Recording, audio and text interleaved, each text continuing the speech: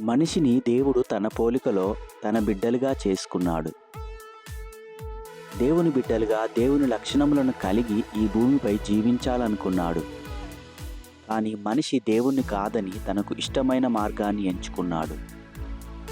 దేవుడు ప్రేమతో మనిషిని మరలా ఆయన మార్గానికి తీసుకురావాలనుకున్నాడు. దాని కొరకు ఆ దేవుడే మనిషి అయ్యాడు. ఆత్మస్వభావం కలిగిన దేవుడే రక్తమాంసాలు నిజమైన మానవ స్వభావం కలిగిన వాడయ్యాడు. మనిషిగా మారిన దేవుడే యేసుక్రీస్తు. యేసు అనే మార్గం ద్వారా నిన్ను మరల ఆయన బిడ్డగా చేశాడు. నీ కొరకు సృష్టికర్త మనిషిగా రావడం ఎంత గొప్ప విషయం కదా. ఇప్పటికైనా ఆయన ప్రేమను నీవు గ్రహిస్తున్నావా? ఆ దేవుని మార్గంలోకి వస్తావా? పాపపు మార్గము విడిచిపెడతావా? పరిశుద్ధతను చేపడతావా? పాపమును విడిచి దేవుని దగ్గరకు వచ్చినప్పుడే క్రిస్మస్లో నీవు ఆనందించగలుగుతావు, సంతోషించగలుగుతావు. Merry Christmas.